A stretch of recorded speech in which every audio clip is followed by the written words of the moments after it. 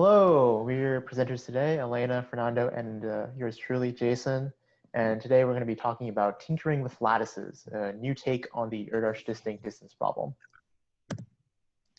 So what exactly is the Erdös distinct distance problem? So this was introduced in 1946 by, of course, Erdös, and the question is, given endpoints in the plane, what is the minimum number of distinct distances, which he called Fn, that they determine? And so obviously for small n, it's pretty simple. For 3 points, it's just one distance, you just put them in a triangle. For 4 points, you put them in a square, and it's just 2 distances. But once you get to larger n, it gets a little bit more complicated, as you can see with 9 points. So as you can see, this for large n, it gets a little bit non-trivial. So what Erdös was interested in was the asymptotic behavior of this Fn.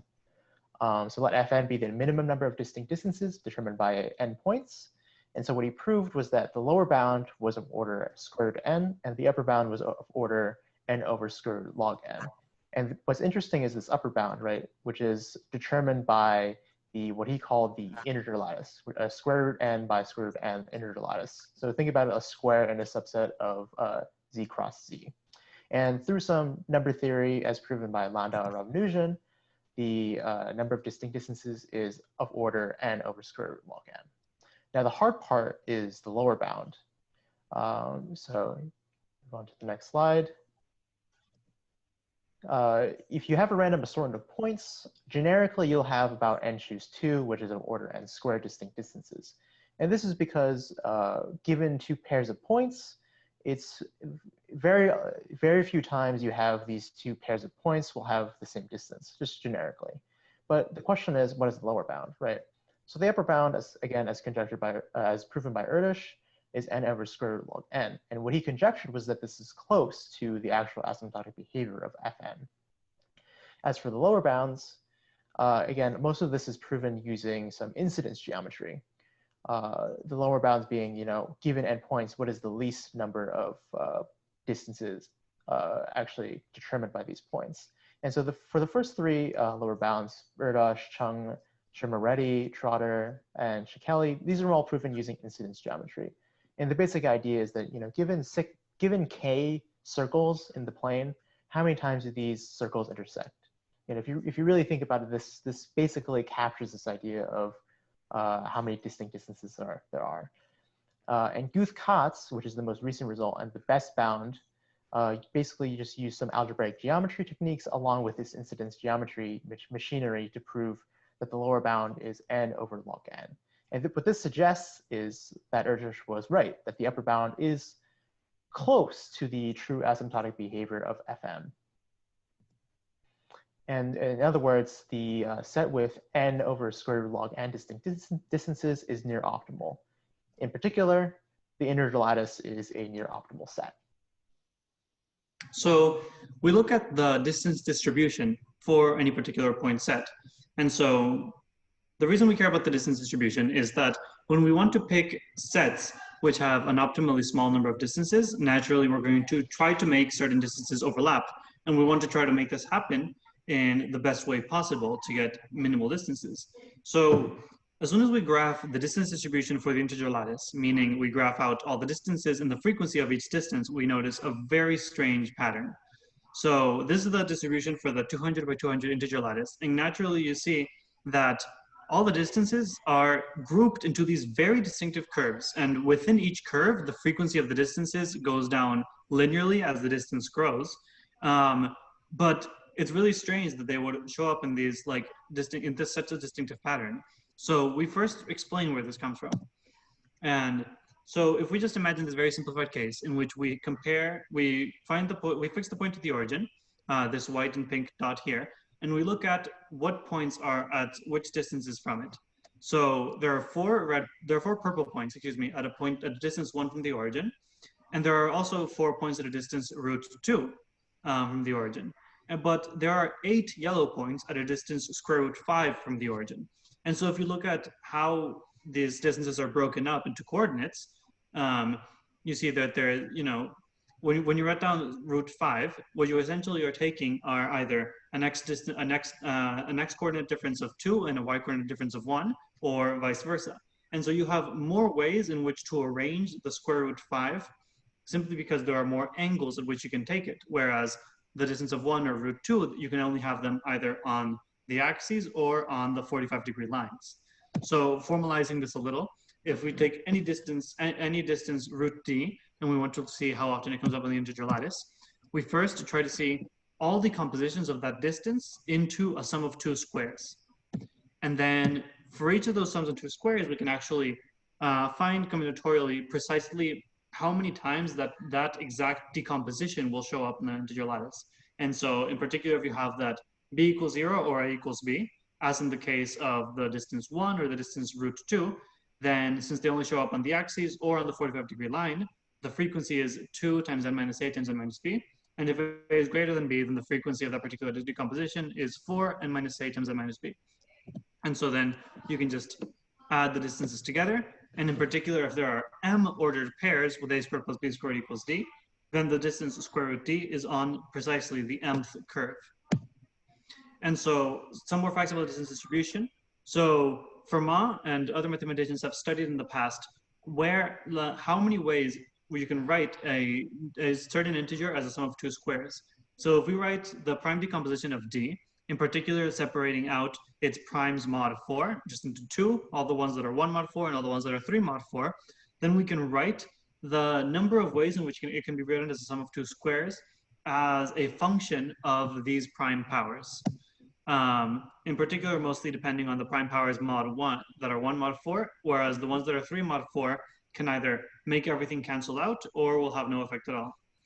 And so the number of integers in the set 1 through 2n, which can be written as a sum of 2 squares, is of order n over root log n. And this is actually where Erdös upper bound came from, since this will be, so this is essentially the number of distant integers for which this takes a non-zero value, and which is the number of achievable distances on the n by n lattice.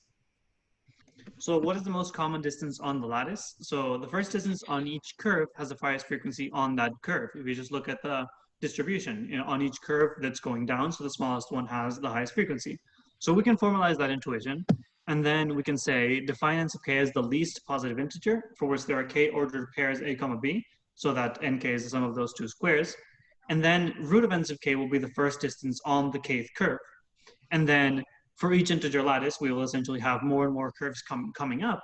But if we just look at the restricted distances root of n sub k, as we vary the value of k, these will be essentially a series of potential candidates for the most common distance on the lattice overall, since they're each the most common distance on their particular curves, and the most common distance overall will be the most distance common on some curve. So if we can actually find an explicit equation for n sub k, for any k with any prime decomposition, in which in particular we don't particularly care whether these primes are 2, 1, or 3 mod 4. So if we have the prime decomposition of a certain k, and then we can actually write explicitly what the minimal n sub k should be as a function of the prime powers of the prime decomposition, and using products of the first primes that are 1 mod 4. So although this equation is clearly quite difficult to deal with, we can find some extremal cases, which are, well, for a k prime, n sub k is just 5 to the k minus 1, and for k a power of 2 is just the product of some first primes. And so while there's been asymptotic work on the value of the product of the first m primes, we use that and we adapt it a little to find the value of the product of the first m primes that are 1 mod 4. And we arrive at this general result, this general estimate for n sub k. And then this gives us the upper bound for the frequency of root n sub k. And so looking at the maximum value of this function, which is should be of bound order n squared, we can determine what the most common distance on the lattice is. So now that we understand how the distance distribution for the full lattice works, we then want to see how it compares to that of its subsets. So the big question is, why do we care about this? So we know that the integer lattice is an optimal set. However, its subsets can have distance distributions with a wide range of behavior. So for example, there are subsets with distance distributions that highly mimic that of the full lattice, and there are subsets with distance distributions that mimic that of a random set of points. So basically what we're trying to do is solve the Erdös distance problem on subsets of the lattice. So then the question is, how do we compare the distance distribution of subsets of the lattice with the distance distribution of the lattice? So first we're going to remark that an n by n lattice will have approximately n to the fourth over 2 total distances. A subset of p points is going to have approximately p squared over 2 total distances. So then what we want to do is scale up the distance distribution for the subset of the lattice so that its size is approximately that of the original lattice. So to do that, we're going to scale it by n to the fourth over p squared. And then once we have these scaled up frequencies from the subset of the lattice, we're going to find the absolute difference between them and the frequencies of the same distances in the original lattice. So then once we have all these absolute differences, we're going to average them, and that's going to be our error. So that error is going to measure how similar and how different the distance distributions are. So now once we have this error, we're going to look for upper and lower bounds on this. So for the upper bound, we can actually find specific configurations of the lattice and look at patterns that make these configurations that will maximize the error. For lower bounds, to minimize the error, we need to use more theoretical methods instead of looking at actual subset configurations. Because of how we define the error, the minimal error ends up actually being greater than 0. Then the next question is, for what configurations of p points will we have maximized error?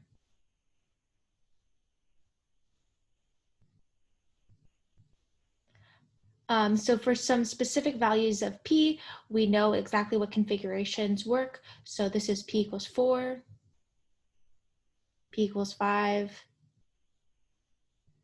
p equals 6, p equals 7, p equals 8, p equals 9. And then things start to get interesting after that. So when p equals 4 times n minus 1, we're going to have this perimeter here. And then after that, we can get 2 perimeters, and then the perimeters, they can keep going in. But another configuration that shows up is what we call the checkerboard configuration. So that's for the ceiling of n squared over 2. So then the question is, how do we calculate the error for one of these configurations?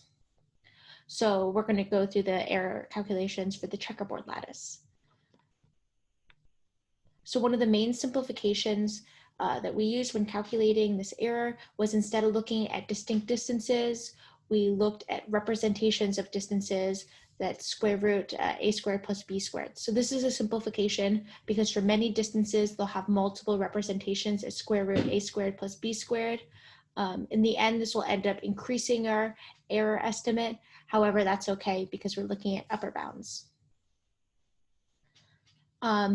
Looking at the checkerboard lattice, you can note that square root a squared plus b squared will only appear in the lattice if both a and b are odd, or if they're both even. You can also look at the checkerboard lattice to figure out frequencies for other distances, for other sets of distances. So we used all that information in calculating our error. So then we have our formula for error here, and it's a bit intimidating, but luckily it ends up simplifying relatively nicely, and it'll be on the order of n squared.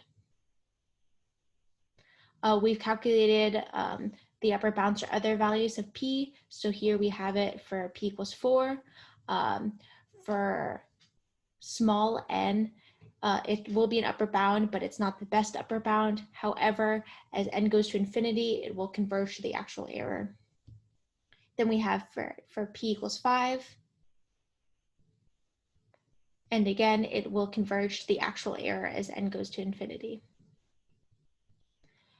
So now we're going to turn our attention to lower bounds for these errors. How do we calculate a lower bound? So it's important to note For a lower bound, what's going to minimize error is you want the distance distribution to be as similar as possible to the original distance distribution, i.e. you're going to want the frequencies to have the same ratio of frequency to total number of distances as they did in the original full lattice. So then to figure out how to have them be as similar as possible, we're going to scale each frequency down from the full lattice by p squared over n to the fourth. And this will make a distance distribution that's the right size for a subset of p points. Then we're going to round these to the nearest whole number to get an actual distance distribution. And then what we have here, we're going to call the optimal distance distribution for p points. It's important to note here that a lot of these distance distributions are not actually realizable by a configuration of points.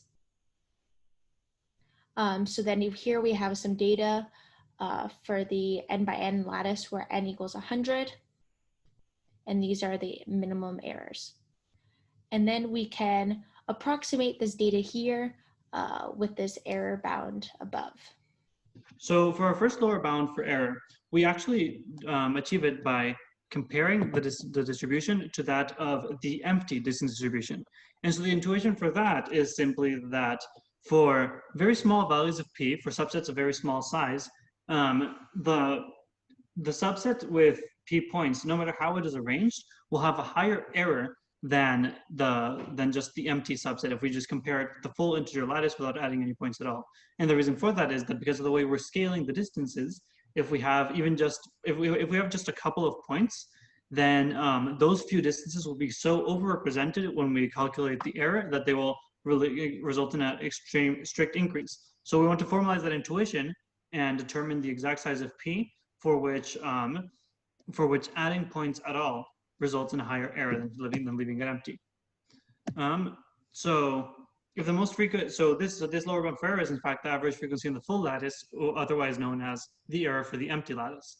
So if the most frequent distance on the lattice is f, then if p is small enough that n to the fourth over p squared is greater than 2f, then we know that the error must be greater than on the full lattice. And so, this is simply because since we're taking the absolute differences between scaled up frequencies and original frequencies on the lattice, then if our scaling up factor is very, very large, then whenever we have, then in particular if it's bigger than the largest frequency on the lattice, then the absolute difference will always be strictly greater than the highest possible value of the original most frequent distance. So error will strictly go up regardless of how we arrange our points. So using our earlier estimates about using our earlier estimates about the most frequent distance on the lattice, we can actually find this bound in which which ensures that for p smaller than a function of order log n, we can ensure that this lower bound above holds. And so this is not optimal for particular values of n because it's more of a general statement using what we know about the maximum possible frequency on the lattice, but it does hold for all n. Okay, now we're going to analyze the other part of this piecewise function for the error. So let's quickly just recall that to find the optimal distance distribution, we scale down the original frequencies by p squared over n to the fourth, and then we round them. And then to find the error, we then scale up this optimal distance distribution by n to the fourth over p squared, and we will find the difference from the original frequency. So because of how we're calculating the error and finding the optimal distance distribution, we then know that the largest the difference between the two frequencies could be is 1/2 n to the fourth over p squared. And the smallest they could be is 0. So then one would expect the average difference to be n to the fourth over 4p squared. However, for small p, many original frequencies are much closer to 0 than n to the fourth over 2p squared, and that's just because n to the fourth over 2p squared will be pretty large, much larger than most frequencies. And so then the average value ends up being smaller than n to the fourth over 4p squared, which is how we end up with n to the fourth over 8p squared as our error estimate. So there's some further work to be had here. As mentioned earlier, there's some questions as to how do we characterize sets of maximum error and how do we characterize sets of minimum error? As seen in the earlier pictures, these sets of maximum error seem to be following a pattern. And as seen for small p, the configurations which maximize error ended up being subsets of what we call the checkerboard lattice. While for large p, it ended up filling out the edges of the square integer lattice. So what we conjecture is that there's some way of formalizing this behavior. We're not exactly sure, but this is just one avenue of further research. And the last thing to do is, of course, extend the results to other lattice structures. Now, it is known that for other lattice structures, so you think about like triangles instead of square lattices, the asymptotic behavior of the number of distinct distances is about the same as the integer lattice. So, of course, naturally, one might expect that subsets of these other lattice structures will see similar behavior, and we might see similar results as we did see for the integer lattice. As for acknowledgements, we'd like to thank Professor Evander Paulson of Virginia Tech and Professor Stephen J. Miller of Williams College for their gracious support and mentoring on this summer research. I'd like to thank the Small RU program and also the National Science Foundation for the support, and of course, Yale University for supporting Fernando. And of course, thank you to the audience for your attention today. If you have any questions, feel free to leave a comment or send us an email.